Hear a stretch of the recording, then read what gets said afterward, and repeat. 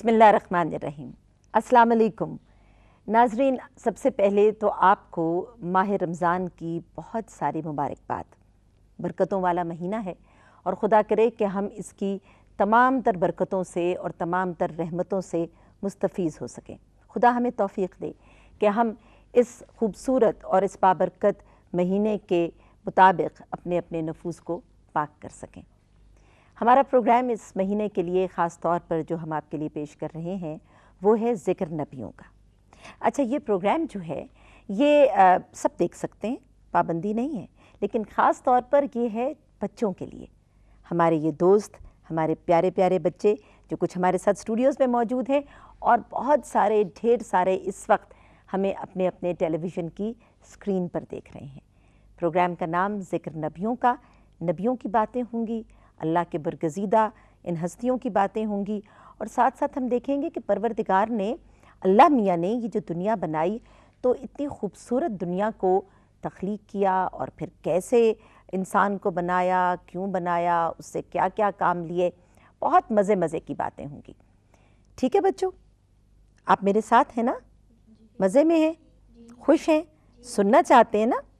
Islamic کہانیاں جو ہوتی ہیں نا، ان میں مزہ یہ ہے کہ یہ دلچسپ قصے بھی ہوتے ہیں اور اس سے بہت ساری سبق کی، مزے کی، پتے کی باتیں بھی ملتی ہیں۔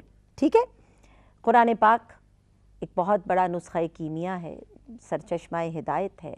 ہمارے تمام تر مسائل کا حل جو ہے وہ قرآن پاک میں موجود ہے، مگر اس میں جس میں ہمیں بہت سارے احکامات بھی ملتے ہیں، ہمیں پتہ چلتا ہے کہ ہمیں عبادات کیسے کرنی ہے، ہمیں پتہ چلتا ہے کہ زندگی کیسے گزارنی ہے، ہمیں یہ بھی پتہ چلتا ہے کہ ہمارا اخلاق کیسے ہونا چاہیے۔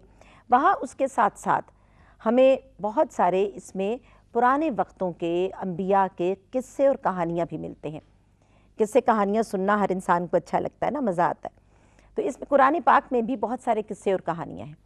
ان قصے کہانیوں میں صرف یہ نہیں کہ مزہ آ رہا ہے جی سن رہے ہیں، یہ ہوا تو پھر یہ ہوا تو پھر یہ ہوا، جیسے قصہ کہانی ہوتی ہے، لیکن ساتھ ساتھ ہمیں بہت ساری سبق بھی مل رہے ہوتے ہیں، ہے نا؟ ہمیں پتہ چلتا ہے کہ ایسے ہونا چاہیے تھا، ایسے کرنا چاہیے تھا۔ اچھا، ابھی میں لمبی باتیں نہیں کرتی، ہم یوں کرتے ہیں کہ جی اپنی جو کہانی ہے نا اس کا آغاز کرتے ہیں، جہاں سے اپنا پہلا پروگرام شروع کرنا ہے۔ اور کن نبی کے قصے سے شروع کریں؟ ہم شروع کریں گے جو پہلے انسان اور پہلے پیغمبر۔ کون تھے پہلے انسان اور پہلے؟ حضرت آدم علیہ السلام۔ حضرت آدم علیہ السلام، ویری گڈ جناب، یہ ایسا ہی تھا۔ حضرت آدم علیہ السلام کے جنہیں صفی اللہ کہا گیا، ان کا ایک لقب تھا صفی اللہ، یعنی اللہ کے برگزیدہ بندے۔ پھر ایک ان کا نام جو تھا وہ ابو البشر، یعنی انسانوں کے باپ، اور ایک ان کا اور لقب تھا، وہ تھا خلیفۃ فی الارض، یعنی دنیا میں بھیجے گئے اللہ کے خلیفے۔ یعنی پہلے ان کو جو تخلیق کیا گیا نا، جب بنایا حضرت آدم کو، تو آپ دیکھو بچوں، جب اللہ میاں نے یہ دنیا بنائی تھی نا، تو اس وقت انسان کو نہیں پہلے بنایا تھا، انسان کی تخلیق نہیں ہوئی تھی، سب سے پہلے اس دنیا کو بنایا تھا، کائنات کو بنایا تھا، پورے کائنات، یونیورس کو بنایا تھا، چاند، سورج، ستارے، پلانٹس، زمین، آسمان، یہ سب کچھ تخلیق ہوا۔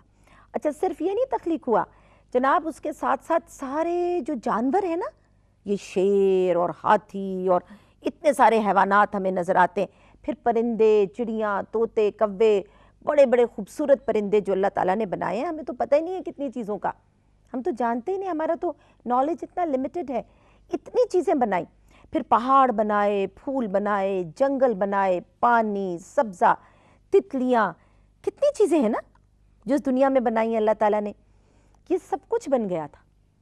اور سب سے آخر میں، یعنی اتنی خوبصورت دنیا، اتنی خوبصورت کائنات، جس میں رنگ بھی تھے، روشنیاں بھی تھیں، ہوائیں بھی تھیں، خوشبوئیں بھی تھیں، مگر ایک چیز نہیں تھی، اور وہ تھا انسان، وہ نہیں تھا اس دنیا میں اس وقت تک۔ پھر اللہ تعالیٰ نے کہا کہ جناب یہ سب چیزیں تو اپنی جگہ پر ہیں، اب میں اپنی بہترین تخلیق کرنے والا ہوں۔ اچھا، یہ جتنی باتیں میں آپ کو بتا رہی ہوں نا، یہ سب باتیں قرآن کی روح سے بتا رہی ہوں، یہ کہانی میں نے نہیں لکھی، یہ کہانی وہ ہے جو قرآن سے ہم نے لی ہے۔ اور قرآن کو آپ کھولیں اور آپ کو اس کو ترجمے سے پڑھنا شروع کریں۔ ماہ رمضان جو ہے یہ قرآن کا مہینہ ہے نا، اس میں ہم قرآن پڑھتے ہیں اور کتنی فضیلت ہے، کتنا ثواب ہے قرآن پڑھنے کا، تو اس میں جب ہم ترجمے سے پڑھتے ہیں تو یہ سب باتیں ہمیں ملتی ہیں۔ پروردگار کہتا ہے میں نے آسمان بنا دیے، میں نے زمین بنا دی، میں نے سبزہ بنا دیا، پھول بنا دیے، انواع و اقسام کی چیزیں بنا دی، تمہارے لیے نعمتیں بنا دی۔ ایک سورہ رحمان ہے قرآن پاک کی، بہت ہی خوبصورت سورت ہے، اس کا ترجمہ آپ پڑھیں تو پوری تخلیق کائنات آپ کو مل جاتی ہے۔ اچھا وہ سب بنا دیا، اور پھر وہ چیز بنائی، یعنی انسان بنایا، آدم کو بنایا، جس پر اللہ تعالیٰ نے کہا کہ مجھے فخر ہے، اس سے زیادہ بہترین چیز تو، اس سے زیادہ بہترین تخلیق میں نے نہیں کی، یہ اشرف المخلوقات ہے، یہ تمام تر مخلوقات سے بڑھ کر کوئی چیز ہے۔ اور وہ کیا تھے؟ وہ حضرت آدم تھے، وہ انسان تھے، پہلے انسان تھے، ٹھیک ہے؟ اچھا اب جناب سوچنے کی بات یہ ہے کہ کیسے بنایا حضرت آدم کو؟ تو حضرت آدم کو قرآن پاک میں پروردگار فرماتا ہے، بہت ساری صورتوں میں حضرت آدم کا ذکر ہے، بے شمار صورتوں میں، تقریباً ہر جگہ آپ کو جناب آدم کا ذکر ملتا۔ یہ کہا کہ میں نے مٹی سے آدم کو تخلیق کیا، اور کون سی مٹی سے تخلیق کیا؟ اب مٹی تو یہ بھی ہے جو آپ ہاتھ سے اٹھاتے ہیں، بھربھری سی مٹی ہوتی ہے، اس مٹی کو اکٹھا کر کے کچھ بنا سکتے ہیں؟ نہیں، اس میں پانی ملاتے ہیں، ٹھیک ہے نا، پانی ملاتے، پھر اس کو گارے کی صورت بناتے ہیں، اس کو پہلے مڈ جس کو کہتے ہیں گارا بنا لیتے ہیں، پھر اس کو جب گارے کی صورت بنا لیتے ہیں تو وہ مولڈ ہونے لگ جاتی ہے۔ کبھی آپ نے دیکھا کسی کمہار کو برتن بناتے ہوئے؟ کمہار کو برتن بناتے دیکھا ہے؟ وہ جو کھلونے، مٹی کے کھلونے بیچتے ہیں اور گھڑے بناتے ہیں اور مختلف سراہیاں بناتے ہیں، تو وہ کیسی مٹی ہوتی ہے؟ وہ ویسی مٹی ہوتی ہے جو مولڈ ہو جاتی ہے نا، جس کی جو شکل آپ بنانا چاہیں ویسی۔ تو یہ ہمیں سب کچھ اللہ میاں نے سکھایا ہے، یہ سب کچھ ہم انسانوں نے قدرت سے سیکھا ہے، ہم نے خود سے تو نہیں ہمیں پتہ چلا نا، قدرت کے نظام سے ہم نے سائنس بھی سیکھی، ہم نے سارے فنون لطیفہ بھی سیکھے۔ اچھا میں جلدی سے آپ کو بات بتاؤں کہ میں کہاں پہ آنا چاہ رہی ہوں، وہ یہ کہ جناب اللہ تعالیٰ نے چکنی مٹی، یعنی جو مٹی ایسی تھی جس میں چکناہٹ تھی، وہ لی، وہ بنائی، پہلے اس کی تخلیق کی، اور پھر اس کے بعد اس مٹی سے آدم کا پتلا بنایا، سر، چہرہ، دھڑ، بازو، ٹانگیں، پتلا بنایا، ٹھیک ہے؟ پھر وہ جو مٹی تھی اس کو سکھایا، وہ سوکھ گئی، جب وہ سوکھ گئی تو پھر سورہ رحمان میں پروردگار کہتا ہے کہ میں نے آدم کو کھنکتی ہوئی مٹی سے بنایا، یعنی ٹھیکرا بن گئی۔ وہ ٹھیکرا وہ کہتے ہیں جب وہ پک جاتی ہے، ٹھیک ہے، ابھی تو ہم بھٹی میں ڈالتے ہیں اور یہ برتن پک جاتے ہیں، پھر یہ نرم نہیں ہوتے، ٹوٹتے نہیں ہیں، پھر یہ پک جاتے۔ اچھا اب جب پتلا بن گیا، اب اس کو کیا چلانا تھا، اب ہم چلتے ہیں نا، یہ جو پتلا ہے ہمارا، یہ چلتا بھی ہے، بولتا بھی ہے، کیا چیز ہے ہمارے اندر؟ روح ہے، بالکل، بہت اچھی بات ہے بھئی، آپ لوگوں کو تو بڑا کچھ پتہ ہے، میں تو امپریس ہو گئی آپ سے، ہاں؟ اچھا تو یہ جو روح ہے، حضرت آدم میں اللہ تعالیٰ نے اپنی روح پھونک دی، اپنی روح ڈالی۔ کتنا بڑا مقام ہے نا حضرت آدم کا، کیونکہ ان کو پہلا پیغمبر بنا کر بھیجنا تھا دنیا میں، تو اب وہ انسان جو ہے، پہلا آدم جو ہے وہ تیار ہو گیا۔ لیکن اتنا فخر کیا پروردگار نے، کہا کہ یہ بہترین مخلوق ہے، اس سے جیسی تو میں نے کوئی تخلیق کبھی کی ہی نہیں۔ کیوں کی؟ ایک تو اس میں وجہ کیا؟ اپنی روح پھونک دی، اللہ تعالیٰ نے اپنی روح پھونک دی، اور دست قدرت سے، قدرت کا کرشمہ ہے کہ دست قدرت سے انسان کو خود بنایا، پہلے انسان کو، آدم کو خود بنایا اور اپنی روح پھونک دی۔ پھر اس کے بعد کیا کیا؟ اس کے بعد یہ کیا کہ دنیا کا علم دیا۔ یہ جو کمپیوٹر ہمارے اندر لگا ہوا نا دماغ میں، یہ سب سے اصلی چیز ہے، سب سے بڑی چیز یہ ہے، عقل دے دی، شعور دے دیا، سمجھنے کی طاقت دے دی، ٹھیک ہے نا؟ اچھا سب کچھ بتا دیا، راز بتا دیے، دنیا کے بارے میں باتیں بتا دیں، چیزوں کے نام سکھائے۔ قرآن پاک میں جو لفظ ہمیں ملتا ہے وہ یہ ہے کہ اللہ تعالیٰ نے حضرت آدم کو چیزوں کے نام سکھا دیے۔ اچھا اب ایک مخلوق اللہ تعالیٰ کی جو اس کی ہزاروں سالوں سے عبادت کر رہی تھی، وہ کون تھے؟ فرشتے تھے، ٹھیک ہے نا؟ وہ فرشتے تھے جو اللہ تعالیٰ کی عبادت کر رہے تھے، اور وہ افضل ترین اپنے آپ کو مخلوق سمجھ رہے تھے، کیونکہ معصوم تھے، فرشتوں سے کوئی غلطی نہیں ہوتی نا، فرشتوں سے کوئی گناہ نہیں ہوتا، تو وہ اللہ کے بہت قریب بھی تھے، اور اللہ کی عبادت، فرشتوں کا کام ہی کیا ہے؟ اللہ کی عبادت کرتے ہیں، اور اللہ نے ان کی بہت سی ڈیوٹیز لگائی ہوئی ہیں، وہ بھی کرتے ہیں۔ اچھا، اب وہ فرشتے جو تھے ان کو اللہ تعالیٰ نے کہا کہ جناب اب آپ جو ہے نا ان کے سامنے، آدم کے سامنے سجدہ کیجئے۔ بہت بڑی بات تھی، کہا کہ سجدہ کریں، سجدہ تعظیماً، احتراماً سجدہ کریں۔ کیا تھا یہ سجدہ تعظیمی؟ ویسے تو ہم اللہ کے سامنے سجدہ کرتے ہیں، نماز پڑھتے ہیں نا آپ، تو اللہ کے سامنے سجدہ ریز ہوتے ہیں، کیا کہتے ہیں کہ اے اللہ تو بڑا ہے نا، اللہ تو ہی بڑا ہے، تیرے سوا کوئی اور بڑا نہیں ہے، تو عظیم ترین ہے، تو بہترین ہے، اور ہم کیا ہیں؟ ہم بہت کمزور ہیں، ہم ناچیز ہیں، یعنی ہم اعتراف کرتے ہیں کہ ہم تو کچھ بھی نہیں ہیں اور اللہ ہی بڑا ہے، تو ہم اس کے سامنے سجدہ کرتے ہیں۔ لیکن یہ جو فرشتوں سے سجدہ کروایا یہ تعظیمی سجدہ تھا۔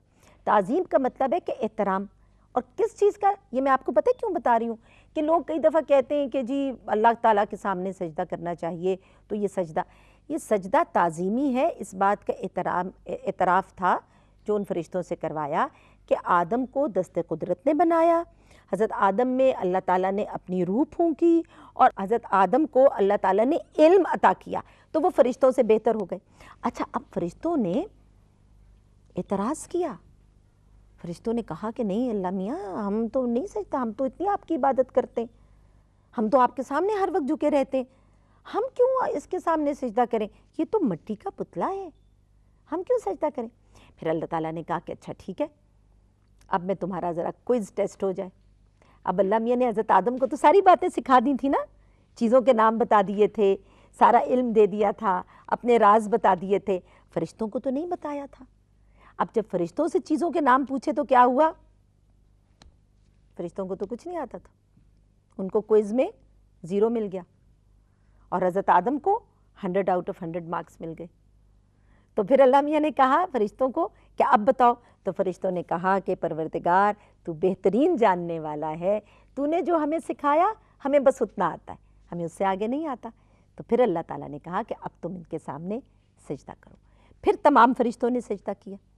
اچھا، اب کیا ہوا جناب کہ سب فرشتوں نے تو سجدہ کر لیا، لیکن ایک تھا ابلیس، اس کو ہم کس نام سے جانتے ہیں؟ شیطان کے نام سے جانتے ہیں، جو بہکاتا رہتا ہے۔ اب یہ سٹوری کے اندر ایک ویلن آ گیا، ایک کہانی ہوتی ہے نا، اس میں ایک ہیرو ہوتا ہے اور اس کے بعد ایک ویلن بھی آ جاتا ہے۔ اب جناب وہاں پر ایک ویلن جو ہے وہ آ گیا، وہ ویلن تھا یہ شیطان، ابلیس۔ ابلیس جو ہے یہ اللہ تعالیٰ کے بہت قریبی مخلوقات میں سے تھا۔ تو اصل میں جو ابلیس ہے نا، یہ فرشتہ نہیں تھا، یہ ایک جن تھا۔ جن جو ہے نا اللہ کی مخلوق ہے، ڈرنے کی بات نہیں ہے، میں ڈرا نہیں رہی آپ کو کہانی میں آپ کو بتا رہی ہوں کہ ابلیس جو ہے وہ اصل میں جن تھا، لیکن اللہ کی عبادت کرتا تھا۔ 6000 سال ابلیس نے اللہ کی عبادت کی، 6000 ایئرز سے وہ عبادت کر رہا تھا، سجدے میں تھا، مستقل سجدے میں رہتا تھا اور اللہ کی عبادت کر رہا تھا، بہت قریبی مخلوقات میں سے تھا، اور اتنا قریبی ہو گیا تھا کہ وہ فرشتوں سے بھی آگے نمبر لے گیا تھا، اور اللہ کی بارگاہ میں اس کو بڑا مقام حاصل تھا۔ لیکن اب کیا ہوا؟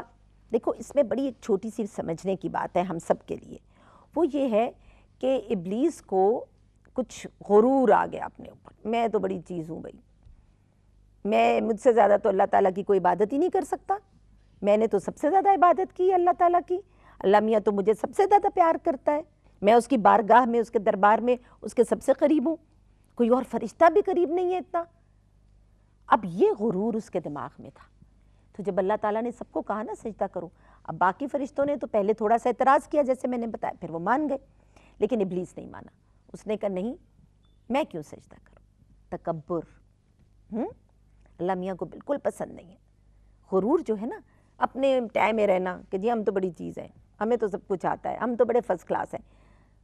اللہ تعالیٰ کے سامنے جو سب سے امپورٹنٹ چیز ہے، جو سب سے ضروری چیز ہے، وہ عاجزی ہے، انکساری ہے، ہمبلنس، ہم تو کچھ بھی نہیں ہیں، تو ہی سب کچھ ہے، یہ بڑی ضروری چیز ہے ہمارے لیے سمجھنی۔ ابلیس نے یہی غلطی کی، اس نے کہا کہ نہیں میں تو بڑی چیز ہوں، میں تو کیسے سجدہ کر سکتا ہوں، یہ تو آدم ہے، مٹی سے بنا ہے، میں تو آگ سے بنا ہوں، میرا تو بڑا لمبا چوڑا سٹیٹس ہے، میں نے تو اتنی عبادت کی ہے۔ اب اللہ تعالیٰ نے اس کو سمجھایا. پروردگار جو ہے نا اللہ میاں ہمارا بہت ہی رحمان الرحیم ہے. وہ آپ کو بڑے چانسز دیتا ہے. غلطی کر رہے ہوتے ہیں آپ لیکن وہ چانسز بھی دیتا ہے. اللہ تعالیٰ نے کہا ابلیس سے کہ دیکھو تمہیں وہ ساری باتیں نہیں آتی, تم نے عبادت کی ہے مگر تمہارے پاس علم نہیں ہے. آدم کے پاس علم ہے لیکن ابلیس نہیں مانا اور اس نے سجدہ نہیں کیا, وہ اپنی اکڑ میں رہا. اللہ تعالیٰ کا غضب, اللہ معاف کرے, ہم اس لیے استغفار پڑھتے ہیں, بہت زیادہ استغفار پڑھتے ہیں کہ اللہ کے غضب سے ہم ڈرتے ہیں, ہم خدا کے غضب سے ڈرتے ہیں. لیکن ابلیس نہیں ڈرا اور اللہ تعالیٰ ناراض ہو گیا. اللہ جب ناراض ہو گیا تو اللہ نے اس کو اپنے درگاہ سے نکال دیا اور اس سے ناراضگی میں کہا کہ تو نکل جا, اور اس کو مردود کر دیا. اس لیے ہم کہتے ہیں نا شیطان مردود سے. آپ کو پتہ ہے جب ہم قرآن پڑھتے ہیں تو سب سے کہتے ہیں اعوذ باللہ من الشیطان الرجیم, اے پروردگار تو ہمیں شیطان سے بچا, ہمیں اس مردود سے بچا, یہ ہمیں کسی غلط راستے پر نہ لے جائے, تو ہمیں اس سے بچا. تو اللہ تعالیٰ نے اس کو شیطان کو اپنی درگاہ سے, اپنی بارگاہ سے نکال دیا. جب وہ نکال دیا تو اس نے صرف مہلت مانگی. اس نے کہا کہ اچھا آپ مجھے قیامت تک کی مہلت دے دیں, تاکہ اب اس کا پلان کیا تھا, اس کا پلان یہ تھا, اور اللہ تعالیٰ جانتا ہے اس کا پلان کیا تھا. اللہ تعالیٰ تو ہر چیز کو جانتا ہے, بے شک وہ ہر چیز کو جانتا ہے. تو وہ اس نے کہا کہ اچھا میں اب اس کے یہ جو آدم ہے, آدم اور اس کی نسل کو میں غلط راستوں پہ چلاؤں گا, بہکاؤں گا, خراب راستوں پہ چلاؤں گا, اور جو اللہ کا راستہ ہے, نیکی کا راستہ ہے, اس پر چلنے نہیں دوں گا. یہ تھا ابلیس کا پلان. آنٹی مجھے آپ کے سجدے والی بات نہیں سمجھ آئی. سجدے والی بات سمجھنی ہے؟ اچھا میں آپ کو بھی دوبارہ بتا دیتی ہوں. بیٹا آپ بھی کوئی کویسچن کرنا چاہ رہے ہیں؟ اللہ تعالیٰ نے شیطان کو قیامت تک کی مہلت کیوں دی؟ بہت بہت اہم کویسچن ہے آپ کا بھی اور آپ کا بھی. اچھا میں جلدی سے آپ دونوں کے سوالوں کے جواب دیتی ہوں.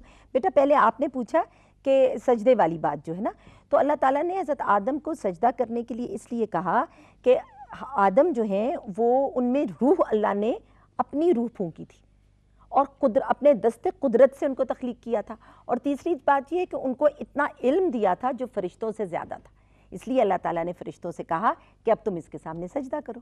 ٹھیک ہے, اب سمجھ میں آ گئی. اچھا اور جو آپ کا کویسچن ہے نا بیٹا, وہ یہ ہے کہ شیطان کو یعنی ابلیس کو مہلت کیوں دی. جب اللہ تعالیٰ نے کہا, اس کو کہا کہ نکل جاؤ, تو انہوں نے کہا کہ تم مردود ہو, تم پر میں لعنت بھیجتا ہوں. تو اس پر اس نے مہلت مانگی. تو مہلت کیوں دی؟ وہ اس لیے دی کہ اللہ تعالیٰ یہ بھی دیکھنا چاہتا تھا کہ جس آدم کو اس نے اتنی بہترین مخلوق بنایا اور اتنی عقل سے نوازا, اتنا علم دے دیا, تو پھر وہ آدم جو ہے وہ اپنا عقل استعمال کرتے ہوئے شیطان کو کیسے روکے گا؟ تو آدم کی یعنی ہم انسانوں کی آزمائش بھی تو ہو رہی ہے نا. ابھی جب میں اگلے پروگرامز میں اس کہانی کو آگے بڑھاؤں گی اور آپ کو مزید سناؤں گی کہ کیا ہوا, پھر کیا ہوا, پھر کیا ہوا, تو آپ کو اس سوال کا جواب اور بھی اچھی طرح سے مل جائے گا. لیکن جو بچوں آج ہم نے گفتگو کی ہے نا, اس میں جو سب سے اہم بات ہماری سمجھ میں آتی ہے وہ یہ ہے کہ غرور نہیں کرنا چاہیے, تکبر نہیں کرنا چاہیے. انکساری اور عاجزی بڑی ضروری چیز ہے. انسان کو ہمیشہ یہ سوچنا چاہیے کہ میں نے زیادہ اچھا کیسے بننا ہے, میں نے اور بہتر کیسے بننا ہے, میں نے اور نیکی کیسے حاصل کرنی ہے. اور جب بھی یہ کہانیاں سنیں, یہ کتابیں پڑھیں, خاص طور پر قرآن حکیم کو پڑھیں, تو ترجمے کے ساتھ پڑھیں تاکہ آپ کو یہ سمجھ میں آئے کہ ان باتوں میں راز کیا ہیں. یہ وہی راز ہیں جو پروردگار کہتا ہے کہ میں نے اپنے نبیوں کو دے دیے, میں نے حضرت آدم کو راز بتا دیے. انہی رازوں کے جاننے کی وجہ سے حضرت آدم فرشتوں سے افضل ہو گئے, اتنے افضل ہو گئے کہ اس کے بعد کبھی کسی فرشتے نے یہ کہنے کی جرت نہیں کی کہ انسان جو ہے وہ ہم سے پیچھے ہے اور ہم انسانوں سے آگے ہیں. ٹھیک ہے. اچھا ابھی ہم جس کہانی کے جس موڑ پر پہنچے ہیں وہ یہ ہے کہ حضرت آدم کو فرشتوں نے سجدہ کر لیا, لیکن ابلیس نے سجدہ نہیں کیا اور ابلیس نے منع کر دیا, جس کی وجہ سے اللہ تعالیٰ ابلیس سے ناراض ہو گیا. اب کہانی جو ہے جناب وہ بڑے زبردست سسپینس پہ پہنچ گئی ہے, اور آپ کے ذہن میں سوال آ رہا ہوگا کہ پھر کیا ہوا, پھر حضرت آدم اس دنیا میں کیسے پہنچے, یہ نسل کیسے چلی؟ آ رہا ہے یہ سوال, آ رہا ہے نا یہ کویسچن؟ اس کویسچن کے لیے آپ کو ایک دن اور انتظار کرنا پڑے گا. ہمارا آج کا پروگرام یہاں پہ, آج کی کہانی یہاں پہ ختم ہو رہی ہے. کل انشاءاللہ تعالی ہم اسی بات کو, حضرت آدم کی اس کہانی کو جاری رکھیں گے. آپ ہمارے ساتھ رہیے گا اور اسی طرح سے ہمارے ساتھ شوق سے بیٹھ کے ہمارا پروگرام دیکھتے اور سنتے رہیے گا. پھر آپ کی خدمت میں حاضر ہوں گے پروگرام ذکر نبیوں کا لے کر. اجازت دیجیے. اللہ حافظ.